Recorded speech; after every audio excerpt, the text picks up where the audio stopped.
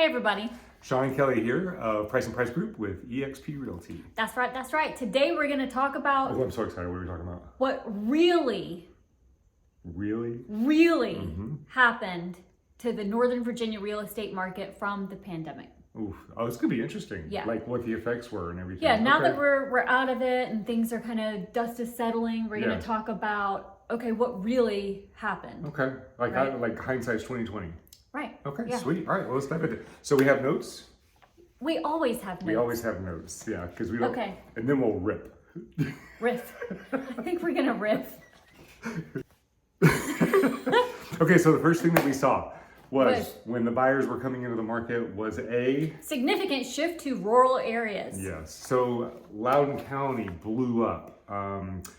Centerville. We started seeing Gainesville blowing up. We saw Haymarket, Manassas, Woodbridge. I mean, the beautiful farm country, right? Yeah, absolutely. So people they didn't have to work in the office anymore, so they got this flexibility.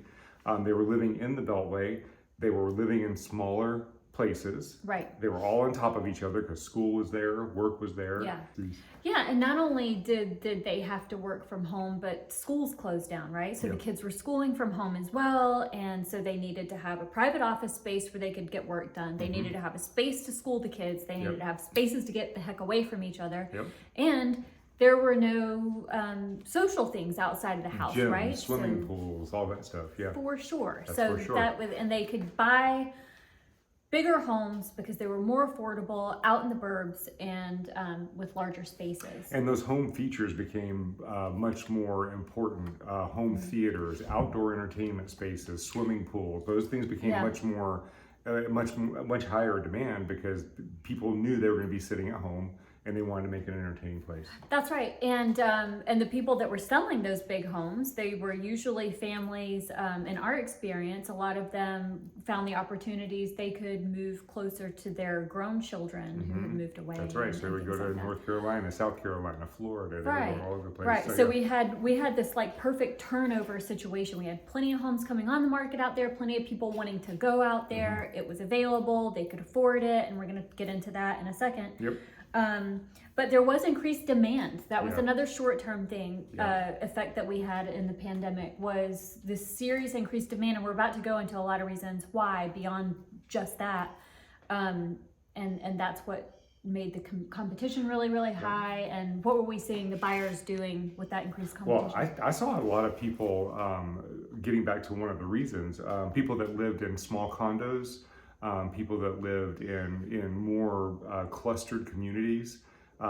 With COVID, with the fear of it, they were afraid and they wanted more space. Also, not just space for the family, but space to breathe. If you're in a 17-story building and you're riding elevators up and down, people were very apprehensive about this. Yeah, and they were even concerned about the ventilation system. If you remember in the very beginning, that was a big thing. You know, I mean, when there were a lot of questions unanswered, they didn't want to share ventilation system. So apartment dwellers flooded the market. People that live the condo life and love the condo life, they flooded the market. So that increased demand was all over the place. So what that caused for buyers is buyers had to really learn how to compete. They had to really get aggressive with their offers. And there was not much inventory because the sellers, if they weren't moving to another area and they had one of these properties, they were really nervous about letting go of the property and trying to find something because inventory was so low. That's true. And one of the things that I feel like isn't talked about as much as it should be, or dove into is the fact that, we've explained and everybody seems to have a good grasp on why people wanted to move, but why were they able to move? Free money. There was a ton of free money. Do you remember how much each adult person got in a stimulus check? I don't remember. Well, most adults got 3 rounds. I think it was 3 rounds, yes. Okay.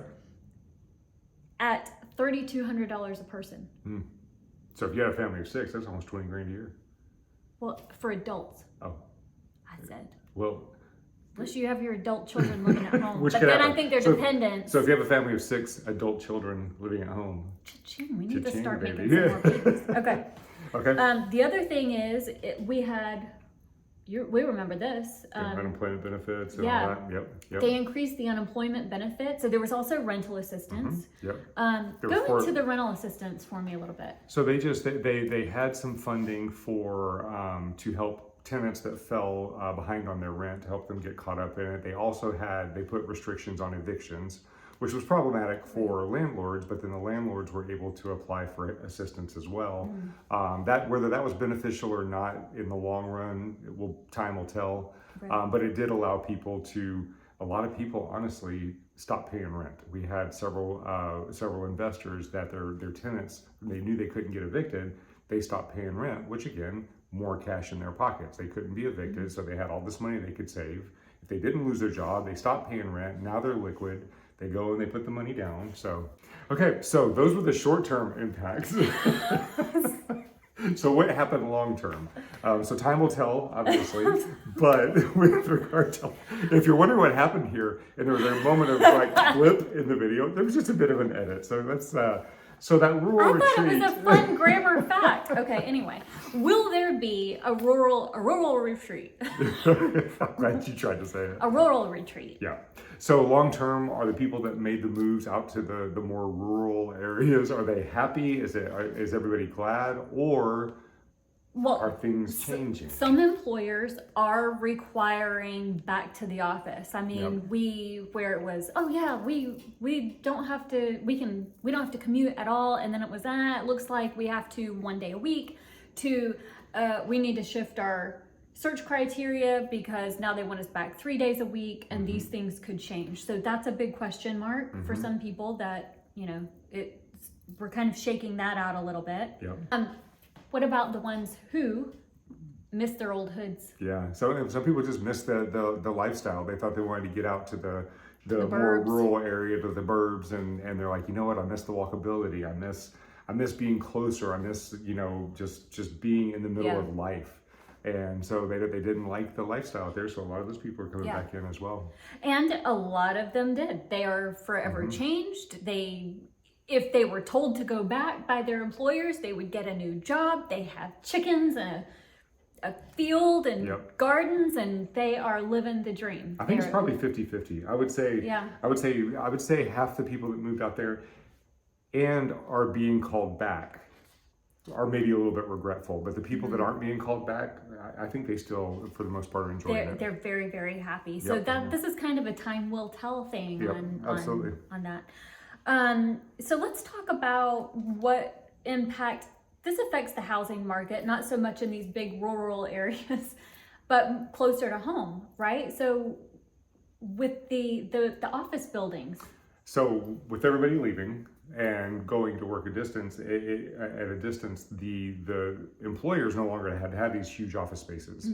And so there were a lot of businesses that would shut down or go into smaller places. We even had real estate brokerages that moved into virtual platforms. We moved into a virtual platform at the time. We were with a brick and mortar office. So virtual work changed the commercial real estate space. So a lot of commercial real estate, while the prime stuff is still in high demand, a lot of it is sitting vacant. So how is that affecting real estate or residential real estate directly? Well, they're doing exactly what I foretold Yes, you did. At the end of 2020, and I'm so happy to see it. I mean, I hope it turns out right. Yep. So one of the Amazon buildings, I think they're converting into some sort of cloud office space. Okay. Weren't you telling me some DC building space, that one's turning into a hotel. Okay. They're converting that to a hotel in DC. There's a place right here in Tyson's Corner that they are converting to residential. It's like a big office building they're converting to residential places. Which is going to be a good thing, and that's what's going to have a direct response or direct effect on the residential real estate market, because it opens up doors. And right now we need doors because even with buyer demand decreasing with the higher interest rates, inventory has decreased so much too. We need doors for people, and prices are still going up. Yeah. So I think that one of the big things that really came out of the pandemic was it really showed the importance of homeownership. It showed people how they needed to have their space. They wanted to have security. I mean, so what are some of the benefits of homeownership that really became apparent? Well, you already hit on the one, which was the security in your safe space, right? As opposed to a condo or an apartment living. That's one. But there was also... Or even in a rental where their landlord could change their mind and then you're on the street and can't find somewhere to go. That was really stressful on top of an already stressful situation for many, many buyers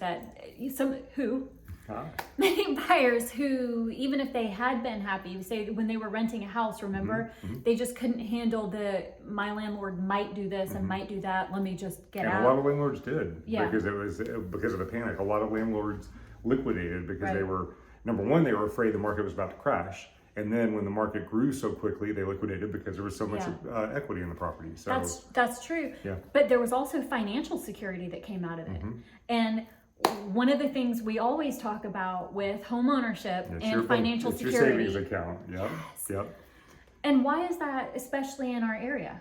Well, because we appreciated 16% year over year and 10% year over year. So we saw housing prices go up 40 to 50% in a period of 3 years. So if you had $1 million property, that property is now worth 1.4, 1.5 million, sometimes even more. That's a $400,000 gain in 3 years. That's like a professional income. I mean, that's serious. Yeah, and they're not going away. So that equity, it's almost like that equity spike happened, and then people were afraid that it was going to come back down, but it never did. It's like this became the new normal. So and let me just add this in real quick. When you see a house, usually you guys are shopping on Zillow or realtor.com. Great. But whenever you see the asking price for a house go down, I know it makes us all think, oh, the property, the prices are going down and everything. Yeah. That's usually because a person who believed one thing is realizing the actual thing. So I can give a great example. Okay. I'm gonna I struggle. The struggle is real. Translate this code into reality. So we went and looked at a property yesterday. In fact, this property was priced at $638,000. It had a price drop from $600 and I think it was $49,000. You're right. We went and looked at the property. The property was built in the 1980s. It had all of the original features of the 1980s. And it was priced very, very similar to a property that was the exact same size, but that had been completely remodeled. And it was priced about $40,000 under that house. So at this price point, the property that we were looking at should have been priced about probably $580, but they were priced about $70,000 too high, if my math worked out on that. They were priced way too high, so that price has been coming down. It's not that the property value is coming down, it's just that the price is coming down to where the value actually is. Right. So that's what's happening when you see our prices come down. Yeah. In our area. In our area. In Northern Virginia, DC metro area. Well, I mean, we went through that market report. Nationwide, this is what we're kind of seeing, but it's more specific, very specifically to here. So. So keep that in mind. Yes, that's true. It's not a global prices are falling. It's more owner, their listing agent maybe, or gosh, am I doing it again? The owner had unrealistic expectations and their listing agent was not able to communicate that to them. So they came to the market with the intent of eventually making price corrections so the price got to the proper value. That's what just happened. Okay, so that is it. How are you so good at that? You're so amazing. Wait, we have one more. Stability. Homeownership adds stability to families. It adds economic growth to the whole community, right? Yes. Because you're more involved and invested in your community. I took these notes, man. We're going to use them. Stronger communities, right? And this sense of strongness and communities thinking and reduced crime. Yeah, because people, when they own in the neighborhood, you tend to have less transient people. They have more pride in the neighborhood. Yeah. Okay. Okay. Okay. All right.